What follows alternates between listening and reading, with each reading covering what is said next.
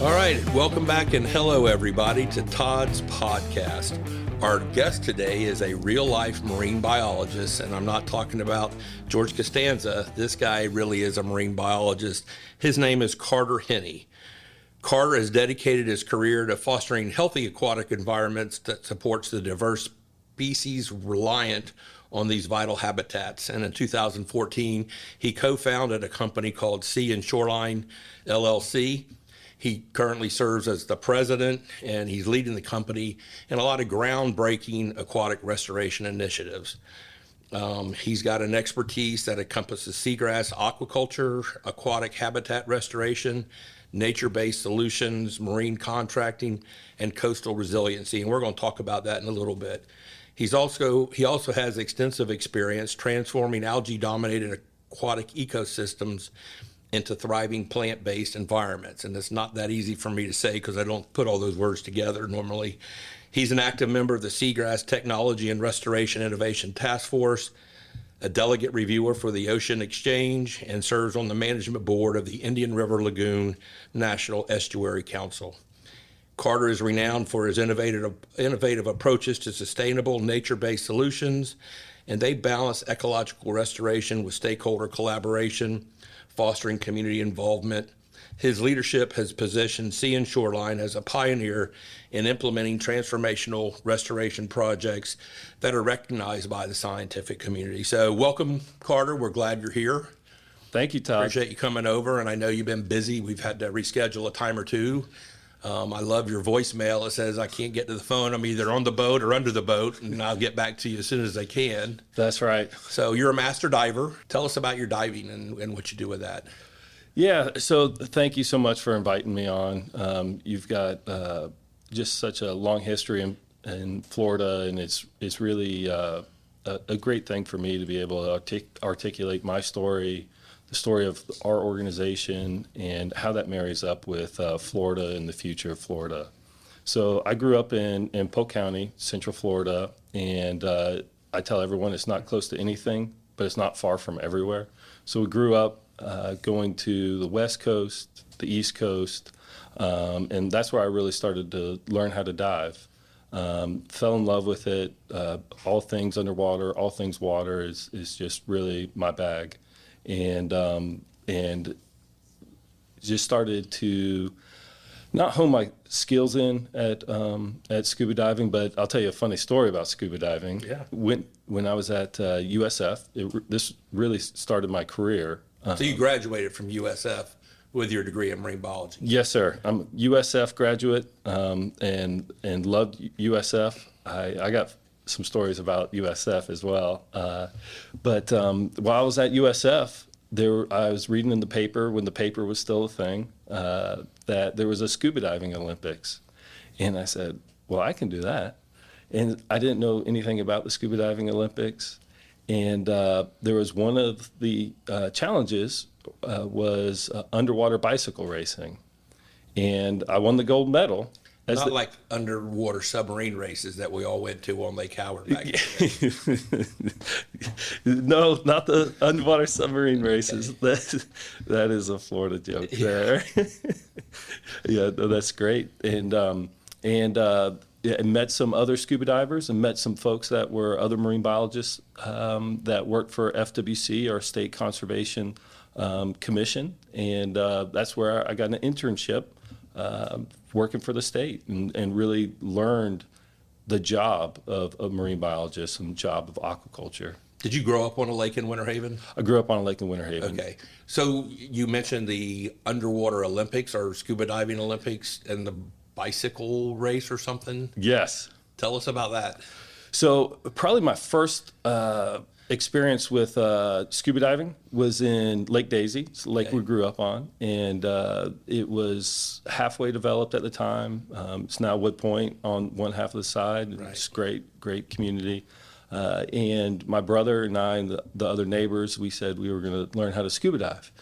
And we had no scuba tanks, but we did have 5-gallon buckets, cinder blocks, john boats, and a bicycle pump. And we would As we all did back in the day in Winter Haven. exactly. So we tied a 5-gallon bucket under the water and pumped air through the bicycle pump, and we just we tried to stay up as long as we could until we got bored, and then we'd come back up. And so, yeah, it's probably not recommended as a good start for scuba diving, but that's how I learned.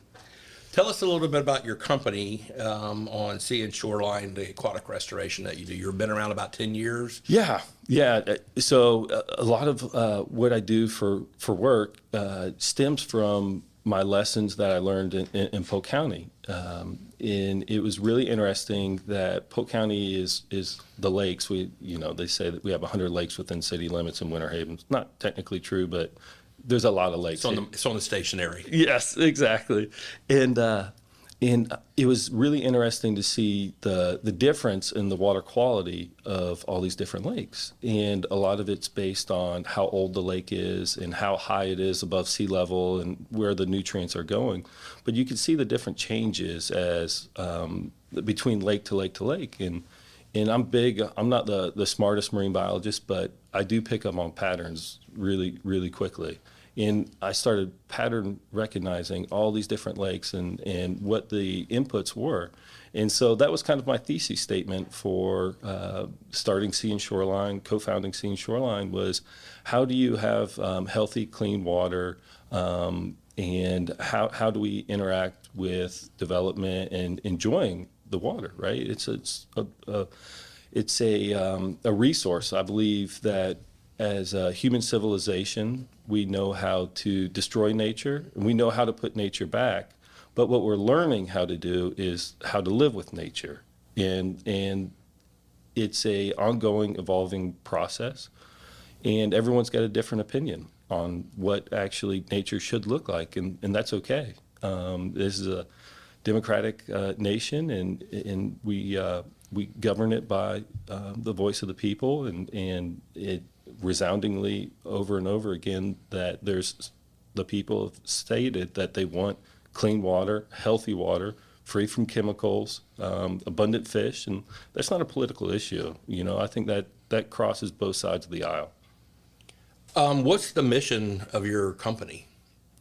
The mission of our company is to create clean, healthy waterways with abundant fisheries and generate community-based involvement. Well, then talk about the seagrasses. I know that's a big thing that you do, and how to maintain those and keeping those viable, and that's a big part of your company. Right. That's what you do with the seagrasses. Right. So just a terminology, we use a lot of submerged aquatic vegetation, which is a plant underwater. The short term is seagrasses. So there's been a lot of studies that have shown that if a lake has about 30% of the volume of the water, it has submerged aquatic plants or seagrasses in it, it will be a healthy, clean, stable lake, right? The lake that you grew up swimming in, yeah, right? And so that's that is what we're trying to get back into these lakes. And so a lot of times invasive species will come in, hydrilla. Ruin many lakes in Polk County. Exactly. And so how do you revert that into a perennial plant, something that, hydrilla is an annual plant, it grows up to the surface, chokes itself off, and then it dies back. It creates muck, right? Then it creates muck. Whether the state sprays it or not, right. That's just the cycle of it. And so how do we get those seagrasses back in a stable state? And there's nothing easier to do than grow seagrass where it already is. It's a lot trickier to grow it where it's not or it hasn't been, because it's the basis of the food chain. Every turtle, duck, snail, manatee, everything's coming to eat it. And so our system, our methodology is we look for the best adapted plant for that environment. Some of these seagrasses are very fast growing. Some are low light tolerant. Some are put off a lot of biomass above ground, put off a lot of leaves. Some put off a lot of rhizomes or roots. And so we start by aquaculturing the best plants for the job. And then once we have enough plants, we will plant them in the water body and then protect them. protect them with a herbivory exclusion device. It's a metal basket, kind of looks like a top hat, and then we'll go maintain them. A lot of times projects will fail because everyone thinks if you just throw out the plants, they're just going to survive. No farmer would ever expect to throw out seeds in the spring and expect to come back in the fall and have a harvest. That would explain the brown color of my yard and the lack of plants that I planted. That Right. if God wants them to live, he's going to take care of them, but it doesn't work that way. It doesn't work that way. And so, and we know this intuitively when it comes to, land, to your yard, to forest, right? We do active management. But in the past, we have not done that with our estuaries or with our lakes when it comes to getting these perennial plants back into the system. And so we'll plant them, protect them, maintain them over the course of a year to 3 years, and then continue to grow that bed out. And that's really been our secret sauce. It's not just one little thing that we do, it's all those little steps that go along the way. And it's been really interesting to see in specific use cases. And that's what we talk about when we talk about engineering with nature or nature-based solutions. God put these plants on the earth for a reason, and a lot of that's water quality, sediment stabilization, water filtration, habitat. They provide so many ecosystem services back to the state, back to the citizens, that they're just really incredibly valuable. We've looked at some of research that's been put out by the state and by the federal government. It looks like each acre per year generates about $20,000 back worth of ecosystem services back to the community. And that's just an average. 90% of all commercially derived seafood is dependent on a seagrass meadow at one point in its life cycle. That's gag groupers, black groupers, right, snappers, all those different fish, shrimp. So they're incredibly important. It's kind of out of sight, out of mind. A lot of people don't see them, or they think it's nasty or gross or snakes, around right, it. But it is part of our system. So I want to talk about lakes real quick, and then we'll transition over to the seawater. When you said you want 30% vegetation in a lake, so if a lake is 10 feet deep on average, does that mean you want 3 feet of weeds at the bottom and then 6.5, 7 feet of fresh water at the top, or does that include the weeds around the side, around the edges of the lakes? Yeah, that's an average. I think it was a paper put out by Canefield and Hoyer, brilliant UF professors, and they looked at 1,000 lakes within Central Florida, and they called it percent volume infested was their term.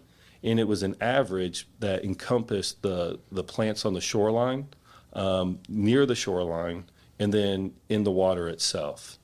And we've seen this ratio play out in both the freshwater systems and a lot of the saltwater systems too.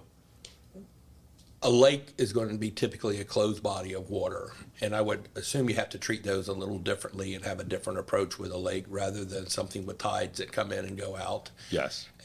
What's the difference in what you do, knowing that stagnant water body may be the wrong way to term it, but that's kind of what it is you have a body of water and it doesn't really flow anywhere unless it overflows or evaporation. Yes, those are a lot easier to control. And so the same way that you balance your checkbook in personal life and your business life, on water bodies that are closed, it's a lot easier to put a nutrient budget together. Okay. And it's very, it's very, I don't want to call the word transactional, but it's very apparent. It's very easy mathematically to show if you have X amount of nutrients, nitrogen, phosphorus being the typical rate limiting step in freshwater systems. If you exceed this amount of phosphorus per liter of water, you will have an algae bloom. It's very apparent. And so if you juxtapose that number and then juxtapose it with the percent volume infested of weeds, you can calculate you need 20% in the lake, like Lake Dexter, beautiful lake. It's got submerged plants all over that lake. It's crystal clear, right? As opposed, and this is where it gets a little trickier, is like lakes like Lake Howard. where it doesn't have a ton of shallow shelf for the plants to grow. Right. And so you would need a lot less nutrients to not have algae blooms in that lake, because your ability to grow plants throughout the lake is a lot more limited. So they try and concentrate the growth around the edges of the lake and not out in the middle? Correct. Is that what you mean by that? Correct. Todd's podcast is sponsored in part by Saunders Real Estate, your trusted partner in land and commercial real estate since 1996. With over 125 expert advisors located throughout the Southeast United States, the full-service brokerage specializes in a wide range of property types, from farms and ranches to commercial buildings and development land. If you're looking to build your legacy with a confident investment, please visit SaundersRealEstate.com or call 877-518-5263 to connect with an advisor today. So talking about lakes on a chain, you got water that does kind of gravitate from the north to the south part of the chain, whether it's the chain of lakes in Winter Haven, the Harris chain, wherever there's more than one, lake attached to each other. Do the sins that happen in one end, do they kind of take over and create the sins that happen at another end? Or can you kind of segment out the lakes and say, hey, these 3 lakes are bad, but these 12 lakes, we can still kind of preserve them? Yes. The answer is yes. It depends on is how much connectivity there is between the different lakes. In the chain of lakes in Winter Haven, it's pretty it's pretty segmented because of they have shallow canals, Man-made canals, and what they call a controlling depth. And the controlling depth is the lake is deeper, so only the surface water or the top part of that water can move back and forth. So you have heavier nutrients typically near the bottom of the lake where it's cooler, and so a lot of those nutrients don't transition from lake to lake. The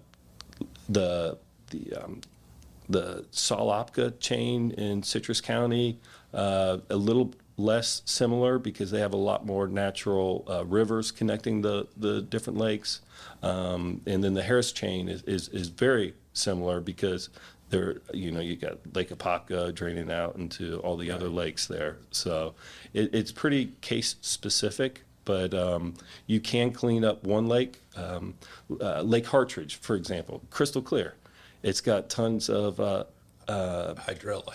Now it does. Yeah. But you're right, you could see down 5-7 feet. Right. Because of the water quality. And it's traditionally been a pretty clean lake, not because of the spring water that's coming into it, but that spring water has a lot of calcium carbonate, and it's a pretty rocky lake. And that calcium carbonate binds phosphorus, and it leaves it unavailable to the plant. So the plant can't get that phosphorus, either the seagrass or the algae. That's why it's been so clean for so long. Yeah, I've always heard it was because it was the highest lake elevation on the chain. It's at the top of the chain, and that's what I was told, but I didn't. Apparently, there's a scientific reason why it's happened rather than just the. That certainly plays a part. That certainly plays a part. But those springs are bringing in nutrients from the watershed. All those orange groves and development up on the hill, Eagle Ridge, flow into it.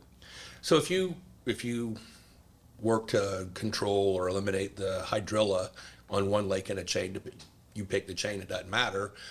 If you kill it or control it one place, does it continue just to work its way through? Do you have to treat the whole chain for the problem, or can you spot do it and then you just choke it out because there's nothing else for it to live off of? I'd be lying if I told you that there's a silver bullet for hydrilla. Yeah. The state and the feds and local government spends a lot of money on eradicating invasive species, hydrilla being one of them. I've seen cases where it's been nearly, if not all, eradicated. And so I think there's a lot of promise out there. And Dr. Lynn Geddes with the University of Florida has really been a pioneer in a lot of different techniques, whether that's chemical, mechanical techniques to remove it. the cat's kind of out of the bag when it Right. comes to hydrilla. It's got I think, I won't name his name, but one FWC really respected biologist told me everyone would be happy if hydrilla stayed 3 feet tall in every lake. You would have tons of habitat, you'd have tons of water filtration, and it's not getting anybody's jet ski or boat Right. prop. So, how you get there, it's going to be a challenge. Spraying is so much more cost effective. All King Midas's gold does. You couldn't mechanically harvest Yeah. all the hydrilla. What about those fish they said that would eat them? I think there's big fish that start off with a P, and they said, well, we don't know what, once it finishes eating hydrilla, then what does it go to? Right, it's a triploid carp. So they have, I believe it's a XXY chromosome, so Okay. that they can't spawn and generate new offspring. And they prefer, their preferred meal is hydrilla. But when they run out of hydrilla, they'll move to the native plants. They'll eat the floratam out of the back of your yard if it's, the water's high enough. But if they don't spawn, if you put 5 in, at some point those 5 will die. Correct. Or, you can't catch them. You can't put a worm on a hook and catch them. So, it seems like once they harvested whatever they were supposed to harvest, or once they ate it, they had to eliminate it somehow. Is that elimination through their body worse than what was there? And this probably is not why we're here to talk, but No, I that's just great. grew up on a lake with hydrilla, so it's kind of interesting. No, it's those biocontrol mechanisms is what you're talking about, and those have tons of great promise. Whether that's for hydrilla, UF is working on a fly for water hyacinths, or excuse me, not a fly, a weevil that's native to Africa, as another biocontrol agent for water hyacinths. So those triploid carp, they will eat, and I think it's 9 fish per acre. Don't quote me on that. Okay. Is the typical ratio that you put them in per surface area water body. In the past, some managers would just dump in. If you think about, you had a 100-acre lake, 9 fish per acre. You do the math, and they would put it across the entire lake. But going back to the Lake Howard example, where you're not going to get hydrilla in the middle of Lake Howard, Right. you really need to calculate the suitable habitat for that hydrilla, and that's the number of fish that you're actually supposed to put in. And so the state has regulated authority back for deploying triploid carp, and have been doing a pretty good to excellent job of installing them. So let's talk about some of the things that your company has done. And looking on your website, it said you've got over 1,600,000 seagrasses planted. I'm sure those are actual sprigs or whatever you would call it in your Correct. business. Almost 19,000 cages installed. Why would you put a cage over? Do you put them over one piece of grass or a section of grass? Is that to keep the animals away until they Correct. mature and attach and do whatever they're supposed to do? Correct. So just going back to our methodology of planting, protecting, maintaining. So we make a living in areas that have been susceptible to an environmental issue. That could be a hurricane, that could be a algal bloom that started for a while, whether that's red tide or brown tide on the Indian River Lagoon, or it could be Lyngbya walleye that is a mat, it's nasty, and it grows a lot in the spring systems. So once there's no plant, there's no forage or calories per acre, and that's what you're really talking about is calories per acre. It's fairly easy to grow a plant in a protected scenario, but it's a lot trickier to get those plants to grow to a scale to where they're providing ecosystem services, right? So it could be, you can grow a 1-inch tall plant, but that's probably not providing the same ecosystem services as a 2-foot or 3-foot or 4-foot tall plant. And that's when you get to that percent volume infested or that biomass to where the water quality really starts to improve. So for you to grow these grasses, do you take them from a seed, or I mean, do you lease? Hey, we lease 100 acres from the state, and this is our farm. I mean, you don't. I'm assuming you grow them naturally into the natural habitat rather than Yeah, no. in a greenhouse or whatever. We grow them in all upland aquatic nurseries. We've got a nursery in Ruskin, Okay. South Tampa Bay, and another one in just north of Sebastian Inlet on the East Coast. We're putting one in North Carolina here shortly. I'm really excited about that.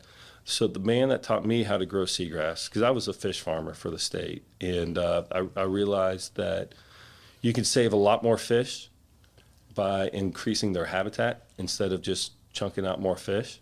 And I do my job for the most selfish reasons possible. All I'm trying to do is make my fishing and hunting better. Right? I am from Polk County here.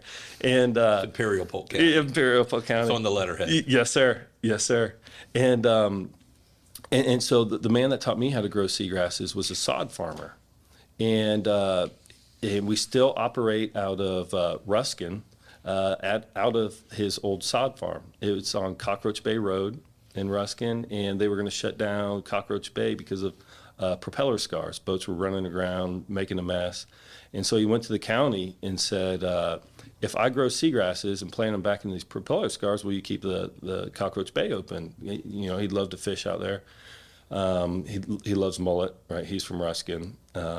He will drive through the middle of a redfish school to catch the mullet with his cast net, to the chagrin of all the fishing captains around him. And he would take his girls out water skiing out in Cockroach Bay. The county said, well, go to the state, and if the state allows you, we'll keep it open. So he went to the state. The state said, well, no one's ever grown seagrass. So that became a challenge for him. He dug a 1 acre hole in the middle of his sod farm, backed his water truck up to, backed it down the boat ramp, filled it full of salt water, about a dozen times, filled up the hole, and grew seagrass in the middle of a sod farm. And since then, he's refined it. We've grown them in nurseries, raceways, specifically underneath greenhouses. And we tease out, going back to the genetics, we tease out and separate all the different plants based on whether they're fast growing, slow growing, whatever the quality that we're looking for. We'll tease those out and have those known genetics certified by the Florida Department of Agriculture. So we have known genotypes planting local native strains of plants. Another thing that your company, it looks like you had over 717 million gallons of muck that you've demucked, and are those out of freshwater lakes that you've done that with? Yes, freshwater lakes and a lot of springs. Okay. And so as an organization, what we typically do is we'll provide capacity to local communities. And so I'm sure you've seen this time and time again, is you'll get a group of homeowners or people, local stakeholders that are involved with the community. And they're not biologists, they're not water quality specialists, but they have a brain. They're smart people, right? They intuitively know that something's wrong. And so they'll start going to the city council, the county meetings, and they'll just start lobbing bombs. They're ticked off. They want something fixed. Yeah, I've heard those bombs before. Yeah, but they don't necessarily know how to do it. And so they just not all the time, but there are cases where they get ignored. They may have a legitimate gripe, but because they're not taking it about in the right manner, then they get ignored. And so what we try to do is find those organizations that are disjointed, that have a legitimate gripe, that have a legitimate fix that can be done to help them out. And we'll organize, we'll spend some time on the biology and work on the biology, put a plan together, and then in a contract with someone to do the actual work. Exactly. Under your expertise and your knowledge. Exactly. So if I'm not sure how much 717 million pounds is, it sounds like a lot, but I think they did that to Lake Hollingsworth a few years ago. Lake Hancock certainly needs it. Yes.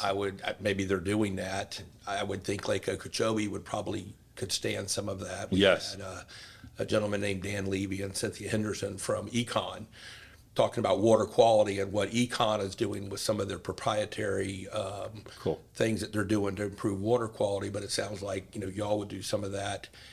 Someone said, well, what do you do with the muck when it comes out? I'm thinking, why don't you just stockpile it, press it, dry it, burn it? But that's someone who doesn't know what they're talking about. How would a smart person do that? Great question. I'll let you know when I find them. Okay. Or her. But I can tell you what we do. Eli, do you know how to do that? Okay. All right. So what we do is so the nutrients that got there created this muck to begin with. Well, now you got heavy nutrient laden muck, and why don't you take it to a place where it's actually needed? So we do a lot of pasture improvements with muck. Where it's feasible. It's heavy, rich in organics. They grow great plants. We are putting it out in Citrus County right now, and one of the distilleries is growing silver corn for their rye whiskey on top of the organic matter.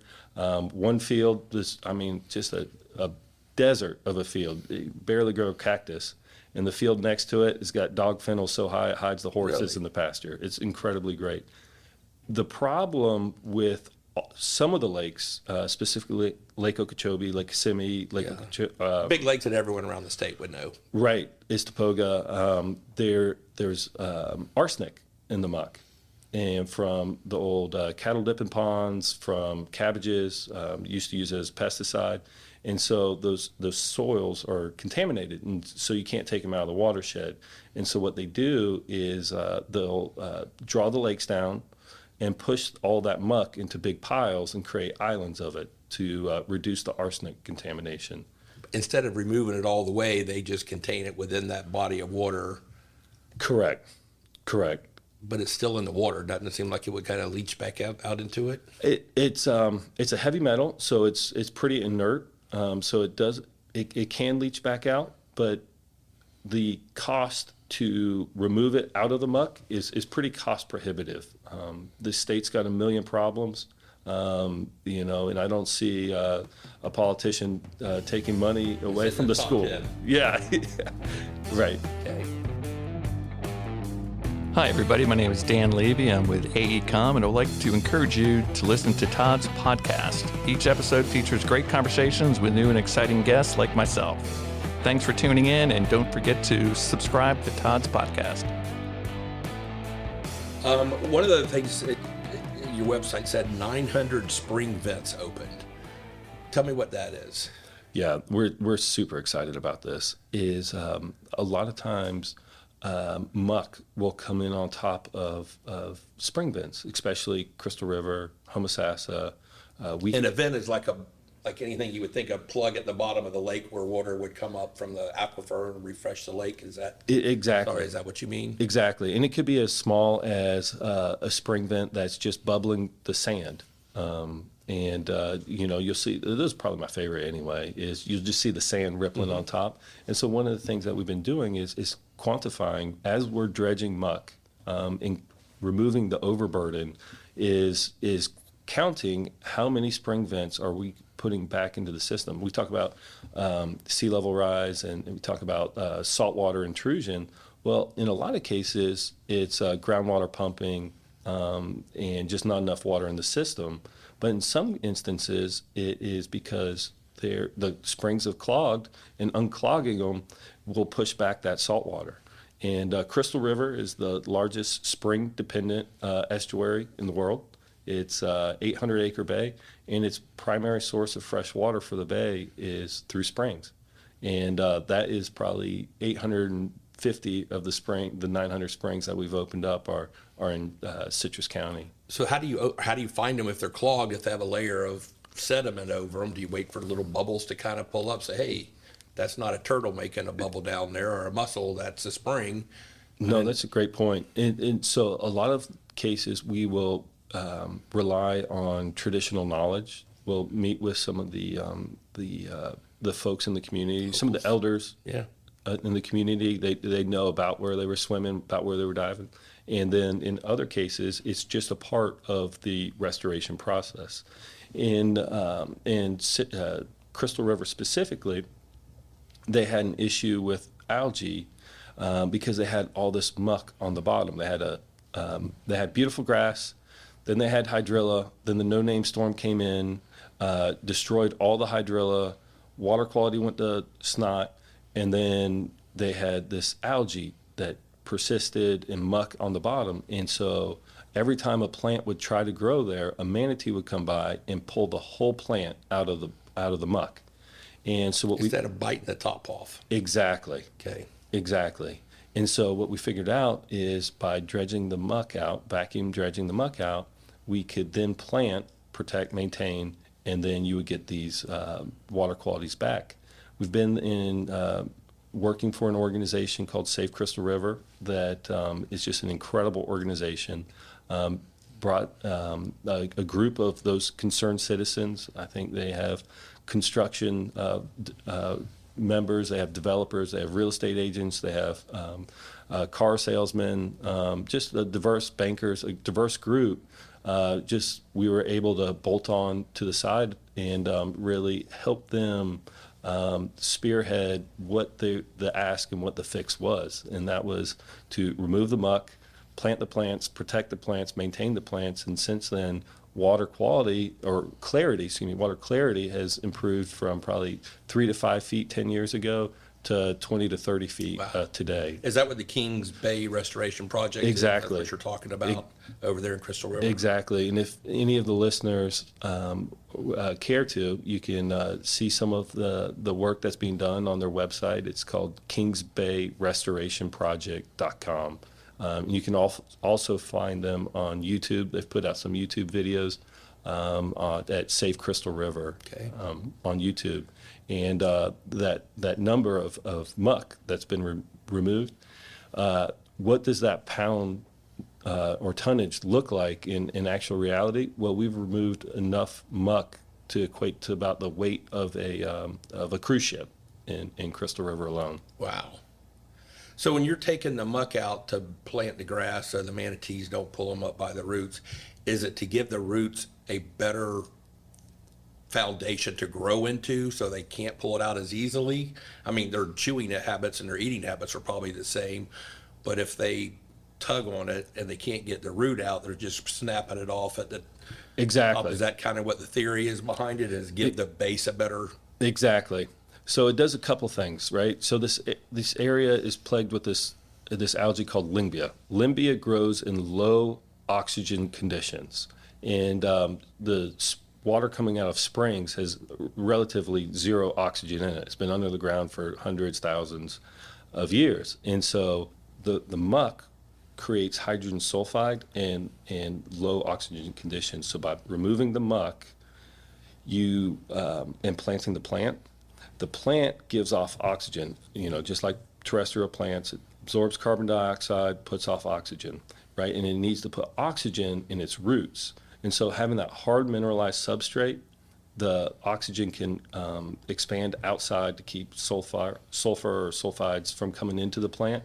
And as that manatee is coming by, it's got a robust plant with a healthy root and rhizome system.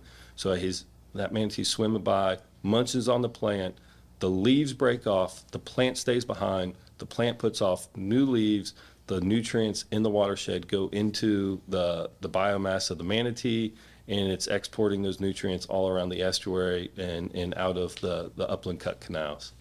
I wish I'd paid more attention to biology in high school, but I just really wasn't that smart, I don't think. I don't think I took one class that had ology at the end of it in 5 full years at Florida.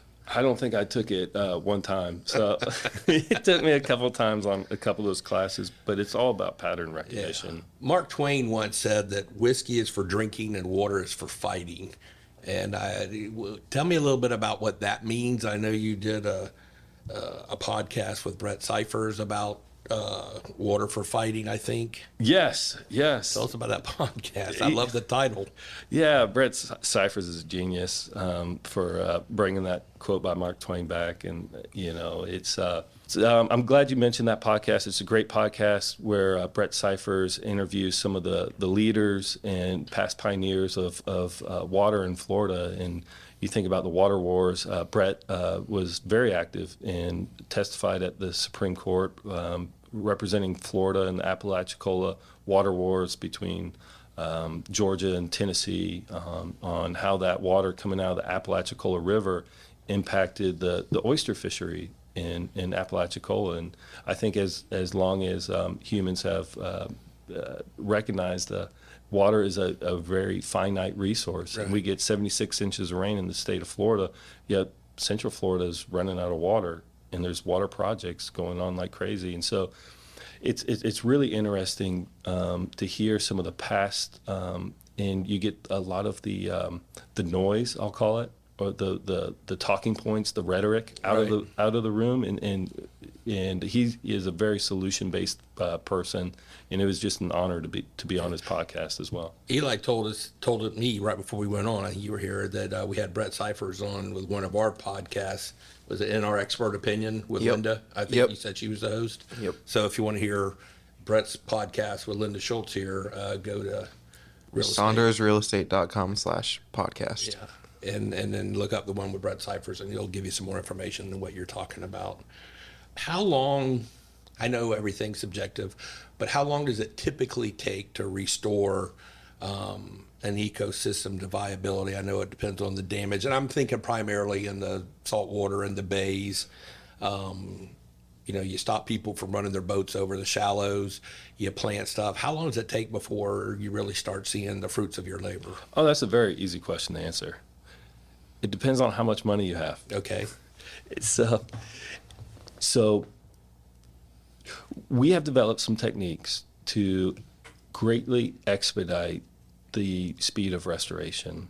One of the big problems in seagrasses in coastal communities is when vessels run aground, and I make a living in 6 feet or less. Everyone runs aground. It just If you've ever driven a boat, you've run aground. right. Or So ridden in a boat, you've run aground. So as a PSA for everyone, if and when you do run aground, just swallow your pride, get out of the boat, trim your anchor up, push it back off into deep water, and don't make a fool of yourself and clog up your intakes. Don't give it more power, like Tim Allen would say. That's right. Pull That's right. yourself out of there. And Yeah, don't double down, swallow your pride, push off. It happens. But a lot of people don't. A lot of people take the Tim Allen approach, and they leave trenches in these seagrass meadows. Anyone that's driven over the 7 Mile Bridge in the Keys has seen them firsthand. Right. It looks like just a bunch of ribbons. And what happens is you get a death by 1,000 cuts, right? And it really can, especially in high current areas, it'll erode the integrity of the greater seagrass meadow away. And so one of the ways that we restore that, in just one prop scar, can take up to 20 years, if at all. Really? To repair itself. And the process by which it does it is algae will start falling into that hole over time, and then it creates anoxic conditions. And then as muck builds up in that prop scar, it'll build up into where the plants can cross it. And, it's like taking a ditch witch through your front yard. Your floor tam's not going to jump across it. And so we've invented or pioneered the use of what we call sediment tubes. It's a 3-foot long bag, about 8 inches tall, and we will fill them up with native soil and place them into these propeller scars. And if you do that correctly, then it'll take probably 18 months to where you get to full recovery. And that's what you're talking about, depends on how much money you have. Exactly. Oh, well, that's a part of it, you Right. know. And so we're doing some work right now. One for Coastal Conservation Association in St. Andrews Bay, which is in the Panhandle. CCA is a great organization. If you don't already support them, consider it. They've got great banquets. And what is CCA? The Coastal Conservation Association. Okay. You can see a lot of trucks around town will have the license plate with a redfish Right. tail on it. So that's a great organization. And then we're about to embark on a project as soon as our new barge gets built at an island just west of Key West, where the fast ferry from the one that goes from Naples down to Key West Right. ran aground. It'll take about roughly 100 dump trucks worth of fill, and then we're going to cap it with sediment tubes and then plant it on top. We expect that project to take about 3 months to implement, and then we expect full recovery in about 2.5 years. Otherwise, it would take at least 20. I mean, 20 is just to take care of a prop plate. Talk about something big like that's probably more. Exactly. Because of the volume of how much damage there was. Exactly. Well, specifically in this case, it's probably not going to heal itself at all because it's continuing to expand. And so it's a bit of emergency restoration, and they're going to lose over 150-acre bank in the Keys National Marine Sanctuary if it doesn't get implemented in a timely manner because it's continuing to expand. And that is considered a big, huge area. Yes. Down there. I mean, you look at 150 acres compared to the Gulf of America now or the Atlantic or wherever. Right. It's not, but in that estuary or if that growing area, 150 acres could be devastating. Yeah, exactly. And then you start thinking about, well, you have all those sands and that carbon and organic matter in there, and that gets put into the water column, which deteriorates water quality elsewhere in the local region, but also it'll start to smother corals. And that's a big problem right now is coral due to sedimentation, due to excess nutrients in the water. And so these corals are really taking a hit. Seagrass can survive without corals, but corals can't survive without the seagrasses. We had talked a little about the UN trade show and water and what you did. Do you want to talk about that for a minute? Yeah, love to. I'm so excited to be a part of what they call the Blue Community Consortium, which is a comment you made to me when we were talking was everyone needs clean water, and I'm thinking how could that actually be controversial? But that kind of got me into thinking about, hey, let's talk about that. I didn't mean to interrupt you, but to give a little context. Yeah. The Blue Water Consortium? Yes, Blue Community Consortium. Okay. And what the Blue Community Consortium is a band of, not misfits, but misfits. I know some of them. Yes, yes. You might be right. Yes. And it's trying to put out best practices that a community or a group can do at a local level. And the Blue Community Consortium is a member of the United Nations as a United Nations delegate. And somehow they reached out and joined, and they went over to Baku in Azerbaijan for the latest COP29 to talk about economics revolving around clean water. And it was really interesting to see all these nations. I think there was 140 nations represented, including some of the contentious ones right now, and talking to folks that were represented from Ukraine, talking about folks from Russia, talked to folks from Iran, talked to South African countries, and they're all having these issues of clean water, algae blooms, and what are the nature-based scalable solutions that they can use to clean up their waterways. And so not so much the nature-based solutions, but the economics that are generated around it, right? So this isn't really, I'll call it bunny hugger or tree hugger stuff, right? We need food and we need water, right? And we need clean water. And so that really spans the scale of humanity.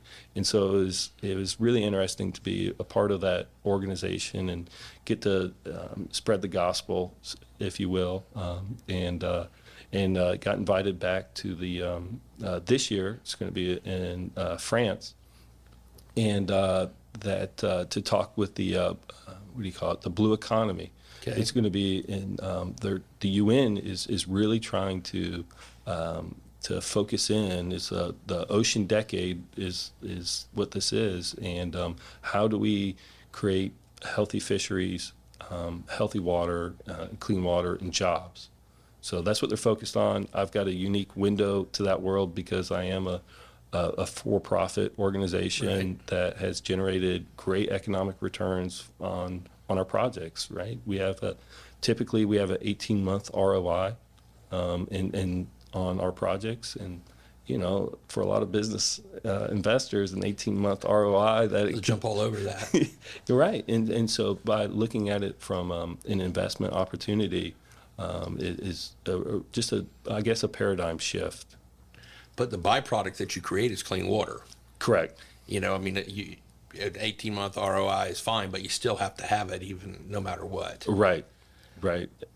Do you like going overseas and talking to the UN, or is it like, man, what am I doing around all these guys from all over the world? I mean, I know you're kind of an industry leader in your particular venue and in your particular profession. No, I appreciate that. I for sure have imposter syndrome going up and talking to, all these esteemed scientists, right? USF is tip of the spear, but, I was probably at the bottom end of the pole when it came to all the biology classes. But, going back to that pattern recognition, that's one thing that makes us exceptional as an organization is we deal with seagrass and water quality from a farming aspect every day of the year. Sometimes Christmas if we have to, but that's what makes us industry leaders. And it was really interesting to be at the UN, who I thought had this really under control. And it turns out we're all in the same boat together here. So. Right. Hey, everybody, this is your host, Todd Dantzler. As most of you know, I'm a partner with Saunders Real Estate and have been a very active and working broker for over 42 years. I have fostered strong relationships throughout the state of Florida, working on properties ranging from agriculture and development land to multifamily, commercial, and industrial projects. If you have any real estate needs at all, please give me a call. I'd love to help. My direct line is 863-877-2846. Thank you.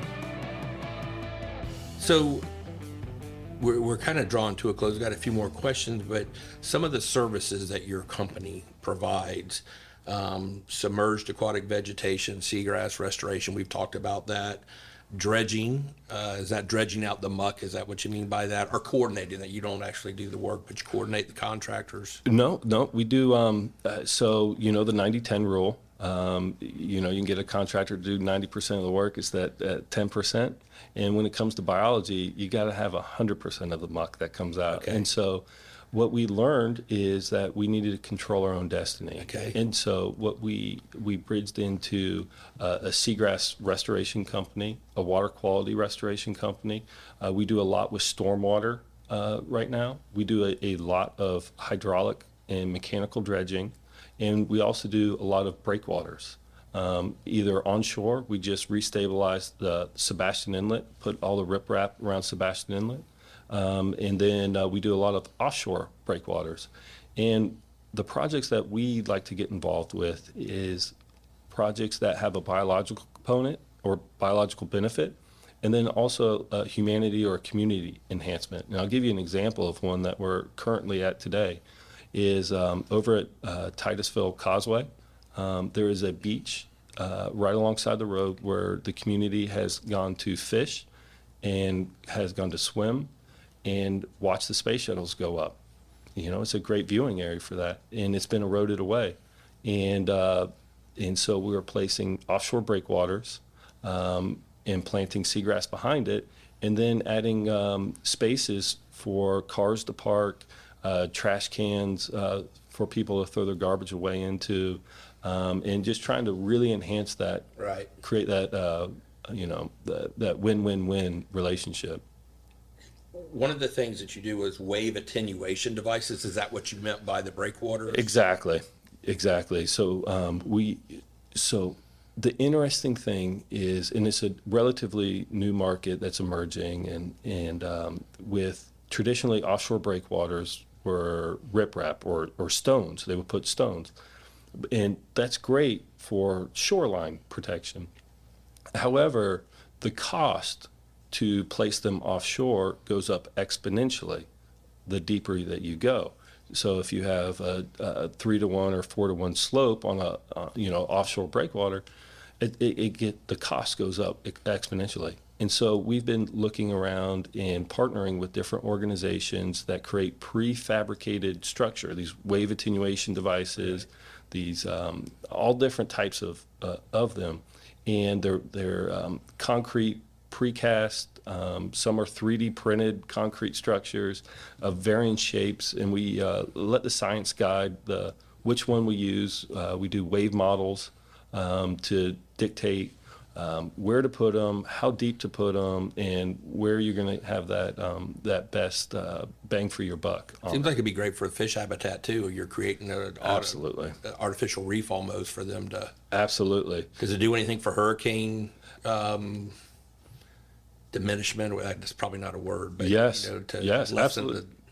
For hurricane mitigation or adaptation is what you're talking much about. better word than I was trying to say. Yes, no, you got the lingo for real estate. I'll keep it for the. I'm a University of Florida graduate. I'm not a USF graduate. And nobody's perfect. And so you can see one of the projects on the bottom end or the south end of the Skyway Bridge right now, and it was really interesting. You'll see concrete pyramids out there. You'll see the top 2 feet of them, and they're about 9 feet of water. But after Hurricane Helene and Hurricane Milton, the areas behind the wave attenuators fared much better off than the areas that did not have wave attenuators in front of it. And so we think it's a pretty interesting solution to reduce maintenance and repair costs after hurricanes, right? We have a couple PhD geologists on staff, and he got his PhD in hurricane frequency, and it turns out that we're getting just as serious hurricanes as we always have. We just go through cycles, right? And no matter what the news says, it just happens, right? It's hurricanes, it's Florida. We're getting our share of the Right. the bite of the apple right now, but hopefully it'll move back somewhere else here soon. So, but we're really interested in creating those adaptive features so that coastal property, coastal infrastructure is more resilient to future impacts.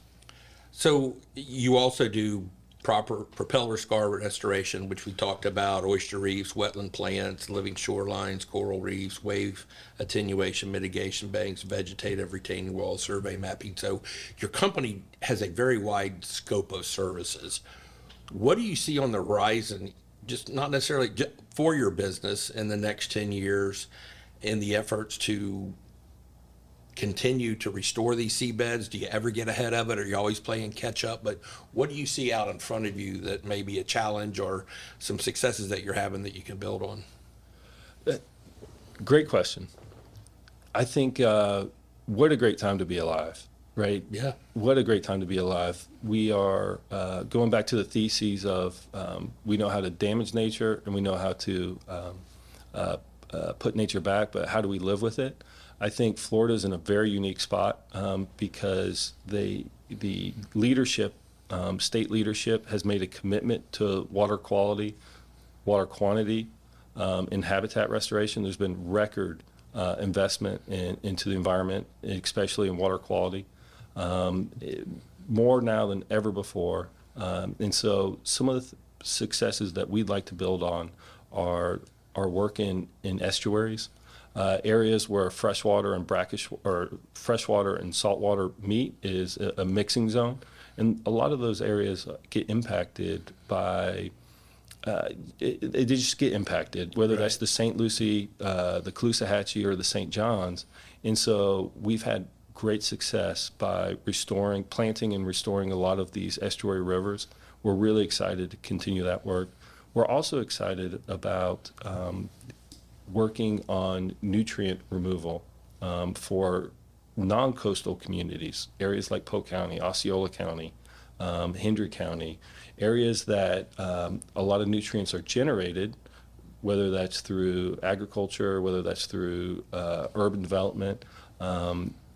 We are continuing to work on processes and policies to be able to remove those nutrients to expedite a lot of the development and a lot of the just general nutrient removal, so that there's no lag to our economy and it'd be a win-win for the environment. So it stimulates the economy and getting these nutrients to the right spot. So going back to the improved pastures, let's figure out where our local improved pastures need to be so that we can grow the crops to feed this nation Right. and allow for development to occur. So it's development and nature don't necessarily have to be at odds. We just have to figure out the incentive model so that you create these win-win relationships. Before I ask you then this next question, I want you to know I've talked to an attorney about the statute of limitations, and he said you're okay to talk about this. But there's an alligator story of you. I think you were a senior in high school. Yes. Can you tell us about that? Yes. And I might know more than you think about this story. Yes. So at Winter Haven High School, there is a long-standing tradition of junior-senior pranks. The pranks typically involve throwing toilet paper in people's oak trees or some sort of nonsense like that. Being from Polk County, having a John boat and like-minded friends, we went out, and I'm not necessarily involved with this, but I've heard the story. I've heard the story, and we started raiding alligators' nests. Which is not necessarily the smartest thing to do. No, it's not. But we probably caught mid-60s, and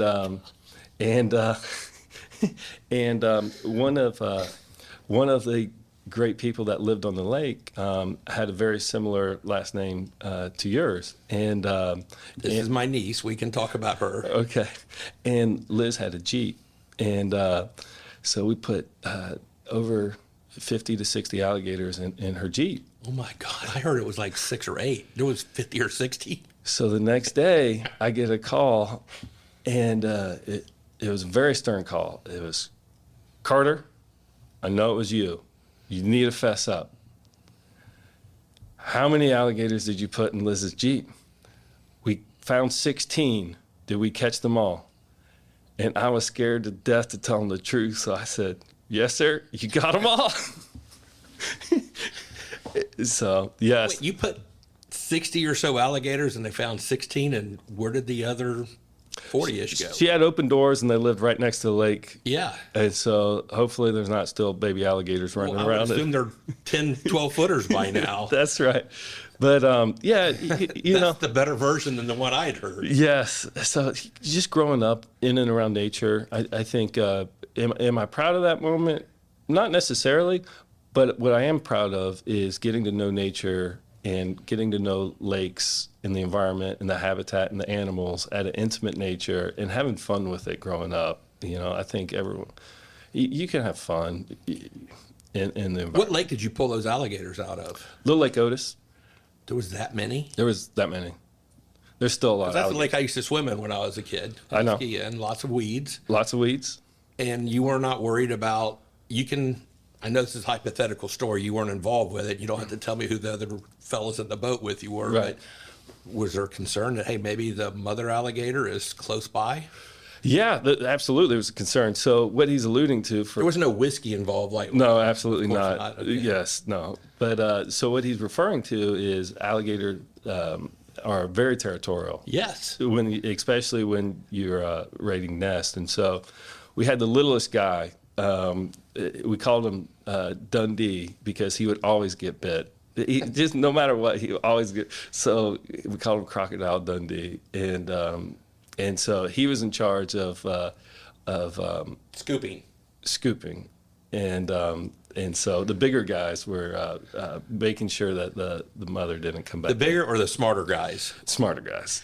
Well, when we get off the air, I want to find out who the other fellows in the boat were with this person. If someone, we've got a contributor that he writes this stuff every so often, some chucklehead named Walker from Jacksonville.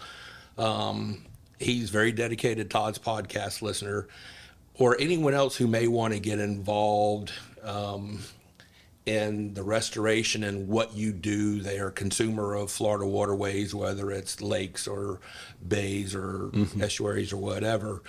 How can they get involved to help you and help your effort? Maybe not, you're a for-profit company, so you may not have that, but there's got to be organizations out there that you support, that support you, that if someone's interested in this topic, they can say, I want to get more involved. Yeah, no, that's a great That's a great question. So you can always find out more about us at seandshoreline.com. And you can send us an email at info@seandshoreline.com. That's SEANDSHORELINE.com. And what we'd love to do is, based on your area, or Did you spell that for all the bulls that are out there? Because I know the gators, we can figure that one out. okay. All right, fair enough. We'll just We're even now. we'll agree to say it for the FSU folks. There you go. And so we'd love to put you in touch with a group that is mission aligned to what you're trying to fix. For a lot of angling, or if you're a hardcore recreational fisherman, I would really refer you to Angler Action Foundation .org, I believe. Another great one is the Coastal Conservation Association. You mentioned that. I think it's cca.com. If you're into land protection, Conservation Florida is a great one. The North Florida Land Trust, if Mr. Walker is in the neighborhood out of Jacksonville. I have no idea where he lives. Okay. Maybe in a van down by the river. Okay. No. Okay. North Florida Land Trust is a great organization. So we'd love to put you in if you are into manatees, if you're into springs, SafeCrystalRiver.com is just an unbelievable organization. Incredibly, your money will not be wasted. It is the entire group, the entire board. None of them take a paycheck. SafeCrystalRiver.com. They're a great organization. So we'd love to put you in touch with mission aligned folks.